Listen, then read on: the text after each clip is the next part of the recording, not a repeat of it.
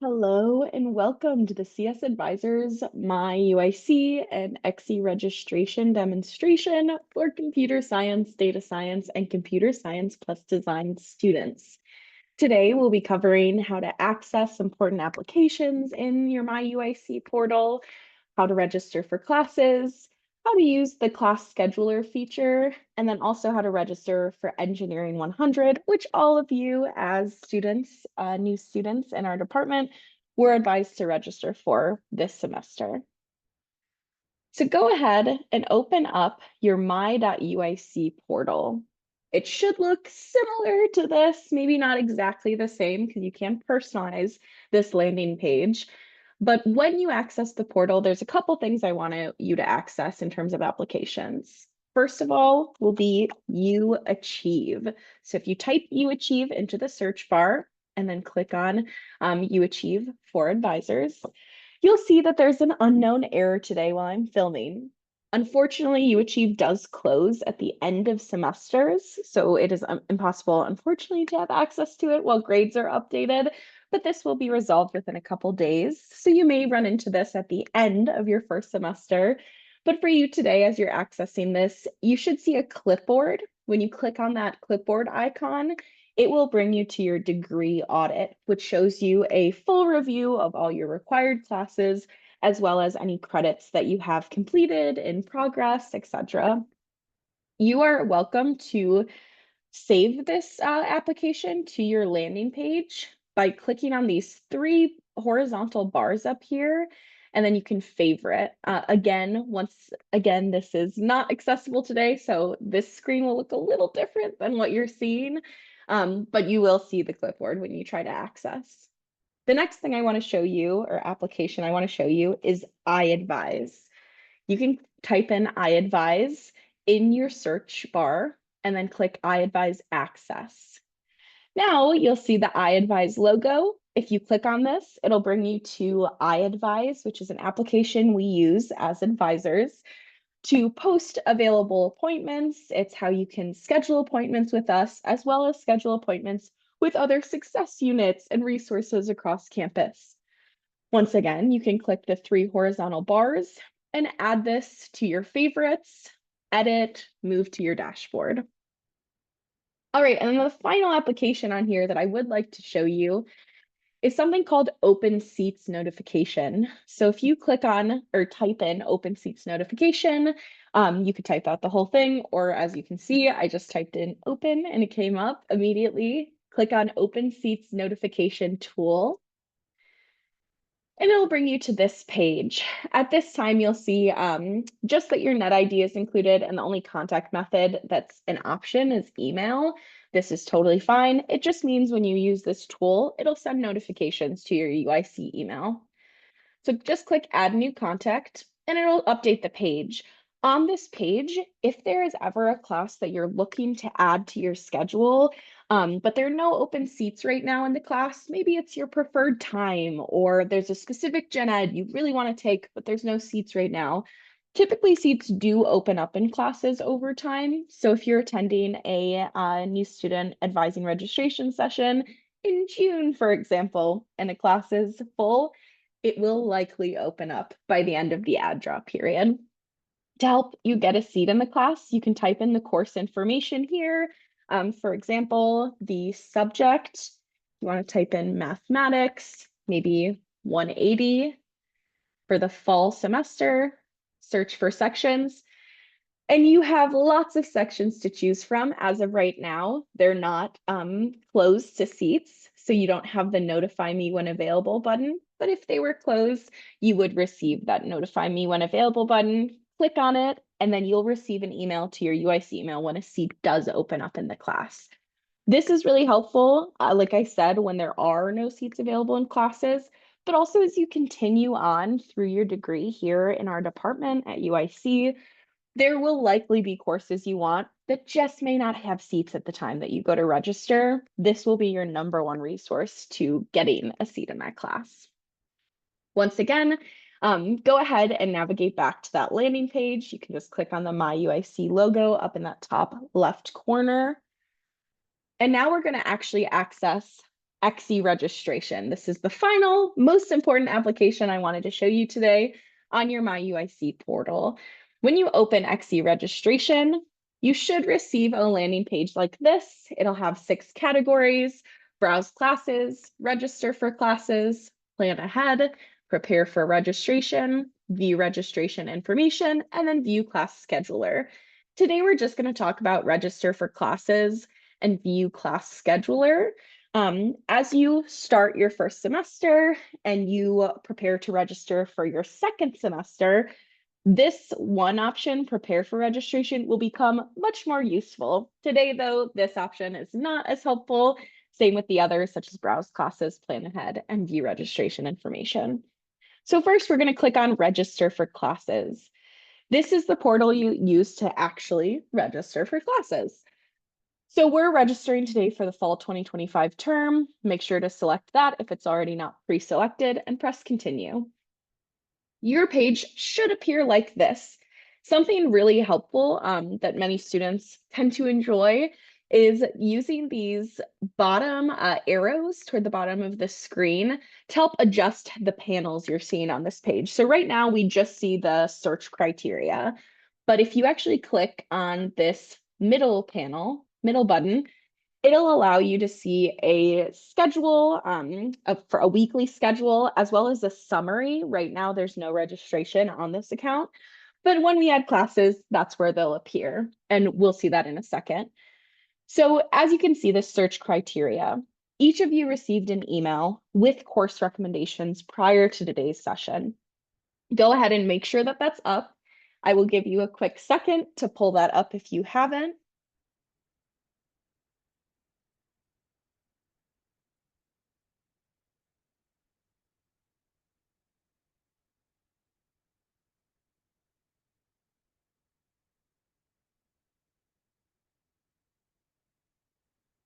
All right, so hopefully most of you were able to pull up your course recommendations, have it open on another tab, maybe another screen if you have your phone or another device with you in addition to your laptop. But look at your first course recommendation. It is likely a CS or mathematics course. So let's go ahead and start off with just our introductory computer science course and register for that. That class is computer science. You would put computer science in subject. Skip class title because we're not going to search by class title. You'll find that we tend to search by subject and course number. So computer science 111. We're going to go ahead and click search. There's a couple other things you can click while searching that might help narrow the results. We're not going to dive into those just yet. So let's just start and see what happens when we search classes. So first you'll see that it lists the subject, same as how we search computer science, the course number 111. You'll see the course title next, Program Design 1. This is our, like I said, introductory CS course that many of you were likely recommended.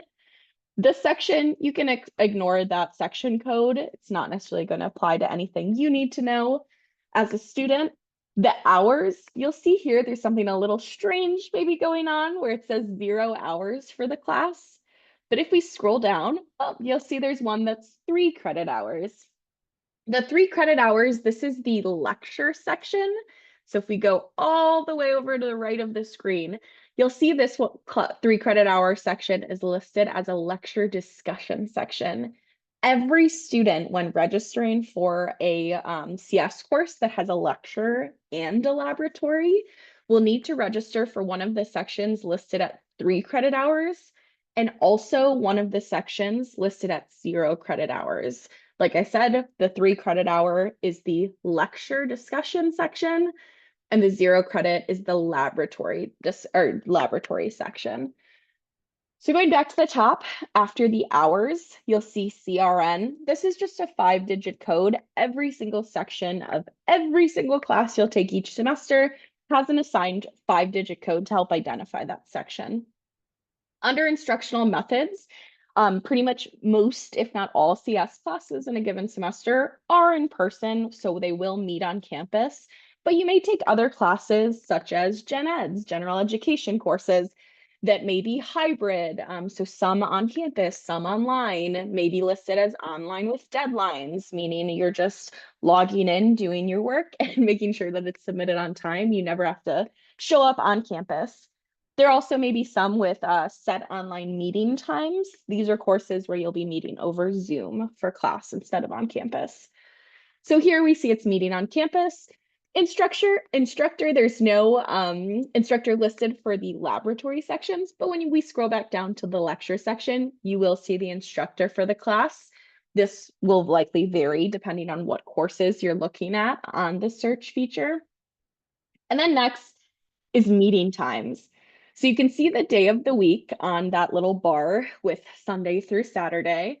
Next, it'll be the time, and then it's say class building, and you do need to hover over to see all those details when using XE registration. So building, the Science and Engineering South building, room 205, and then the start date and end date are the first day of classes and then the last day of classes for the fall semester. Once again, we see the laboratory schedule type section and then view linked sections. So we're going to actually go back down to the lecture section since this is the first class we're registering for. We are not going to click the add button. You're going to want to click it, but do not click it when registering for a course that has a linked section.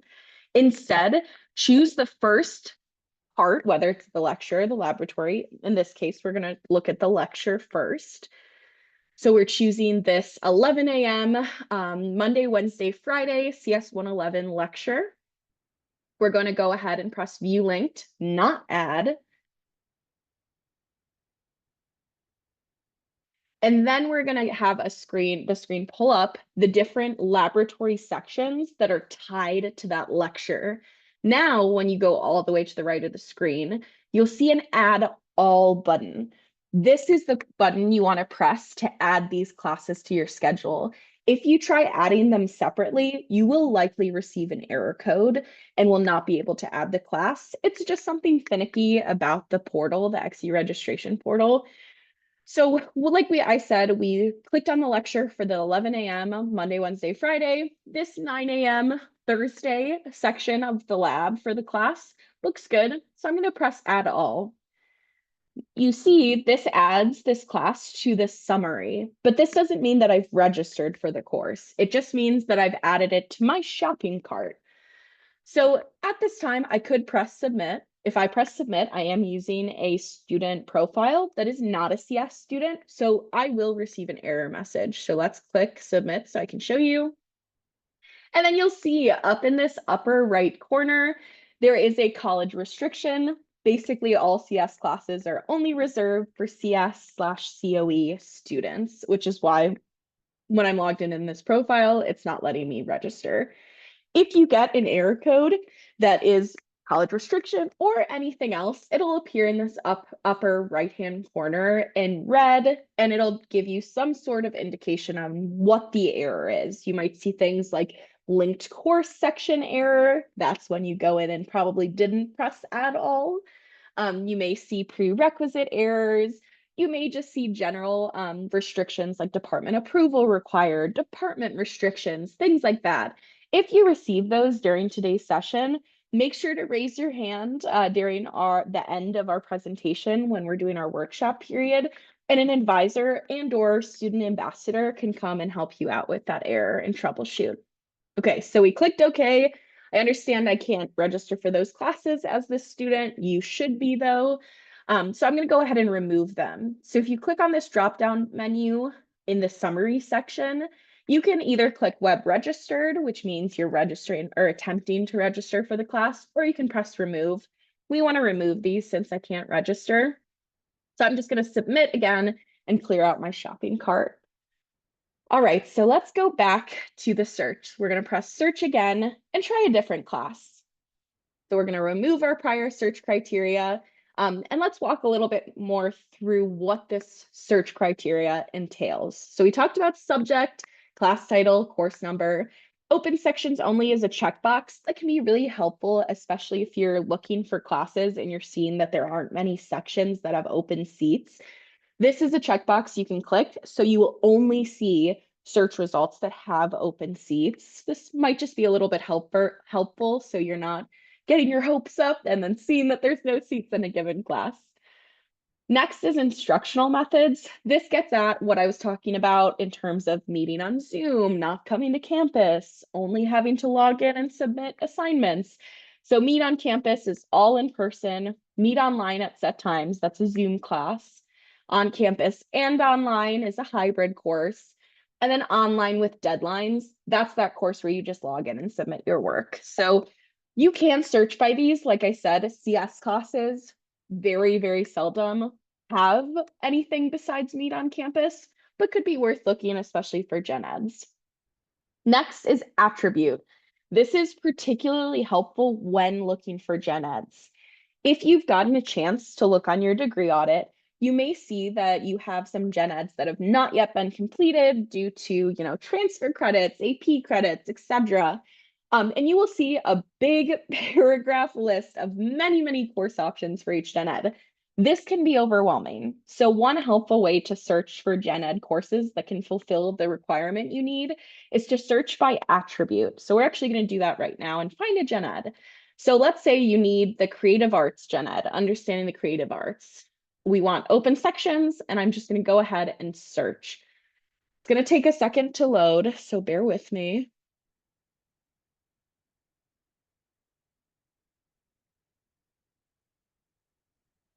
Okay, cool. So it has loaded now. You'll see the layout very, very similar to what we saw with CS 111. There are some linked sections as well, but there is a variety of courses. So if you scroll through, there's 20 pages worth of open seats for gen eds for the creative arts right now. You can adjust how many search results you get per page. I personally like to switch it to 50 so I don't have to go through all the pages repeatedly. But again, it's up to personal preference. I know I don't really like art classes, and I'm assuming this is going to be alphabetical, right? So let's just go to the third page here, because I know I don't like anything A through F, maybe. Okay, perfect. So now I see some other courses. A lot of English here on this third page, some French, gender and women's studies, Germanic studies, global Asian studies. Maybe I'm really interested in learning more about Introduction to Asian American Literature, but I'm not really sure what that means. So I'm going to click on the course title, navigate to the description of the class. Oh, I can see what the course is all about here. I can see that it's going to fulfill the requirement I need. So I'm going to go ahead. I see there's open seats and try to register for the class. This has a linked section, so I'm not pressing add. I'm going to press view linked.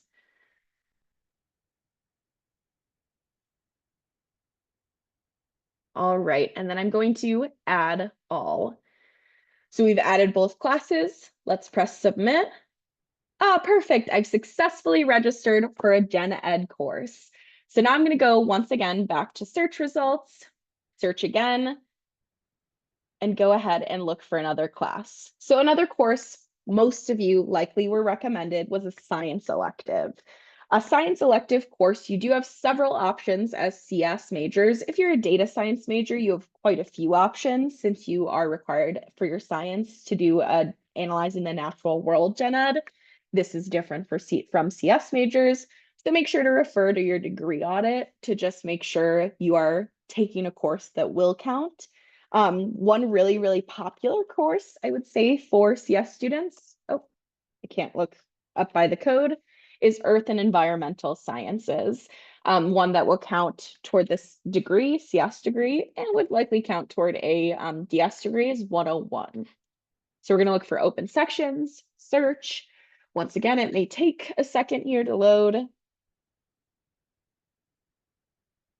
Okay, perfect. So it is loaded. Once again, we have linked sections.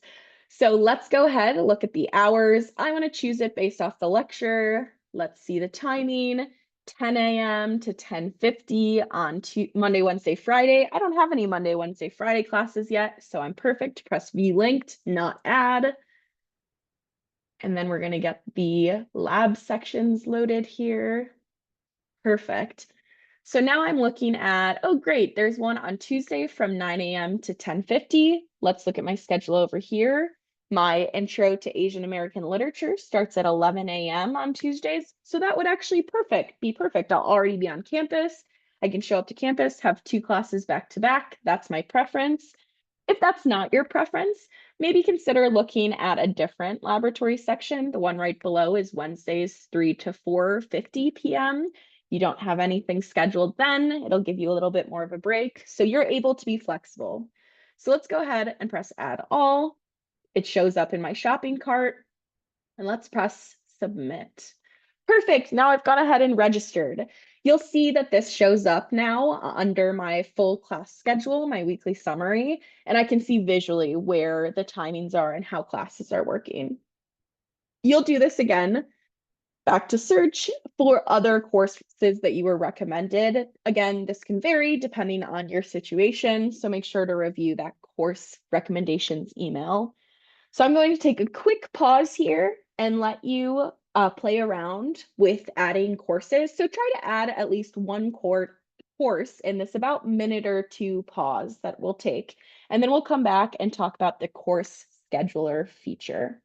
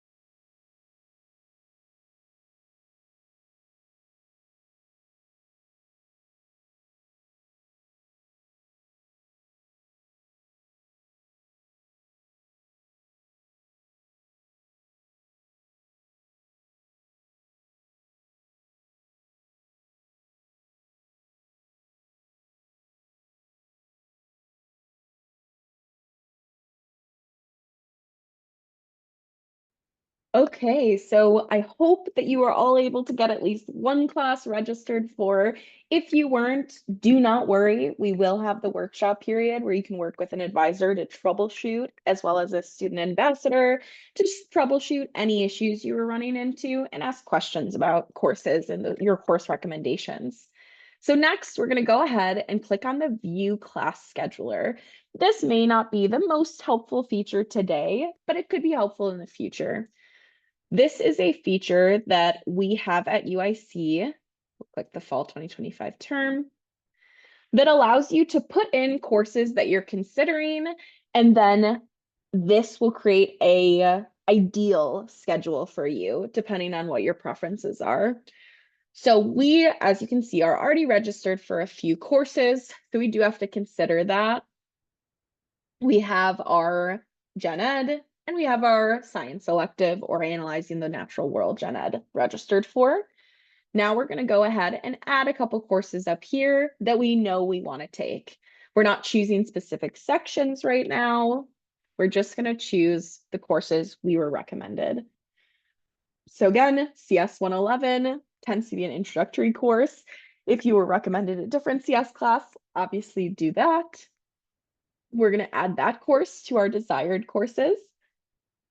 Next one we're going to add is our math course that we were recommended. So if we scroll down to the M's, mathematics, the most common recommendation, especially if this is your first semester and you're a first semester freshman, would be Math 180. Again, this may vary depending on your transfer credits, AP credits, if you're a freshman, a transfer student, etc. So follow your course recommendations.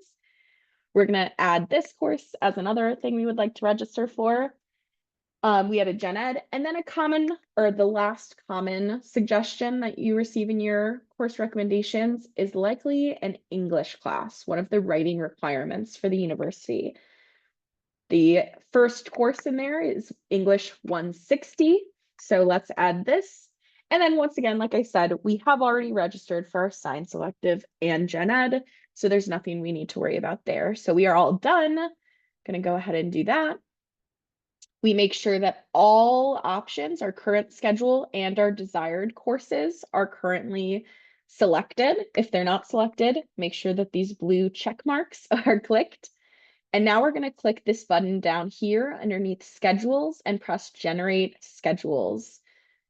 Again, this is going to give us a bunch of options that include all those courses that we have checked up here. So that full course recommendation. You'll notice I did not add Engineering 100 in here. Do not do so. It is often just easier to do this separately. I will walk you through how to register for that after we cover the course planner. So if you scroll down, you'll see quite a few options, about 5 pages, looks like well over 100 options. If we keep clicking, 380, 420, 460. So there's a lot to go through. So there may be, this may, like I said, may not be the best option for you, especially if there are a lot of open seats, if you're looking to take courses that have a lot of sections. There's going to be a lot of different options for you, but definitely helpful if this is just an easier way for you to go about scheduling. If you click on view to the side, you can see a summary of the courses as well as how they're laid out in your course schedule for the week. This course schedule has quite a few 8 a.m.s, so I have a feeling a lot of students might not like it, but we'll go back and look at a different one. So let's see, let's click 454. Once again, we have a lot of 8 a.m. sections. You know what? It looks like that's a trend. So we're going to go ahead and go back. I said 454, and we're going to click on this checkbox right here. If you don't want to fully go in and view, you can see a very simplified summary of the weekly schedule. If you hover over that magnifying glass, and now we're going to go let's go to 30 and choose 600. Let's see. Oh no, 8 a.m.s and 600 looks a little bit of a later schedule. Maybe I like that. So let's check mark that as well.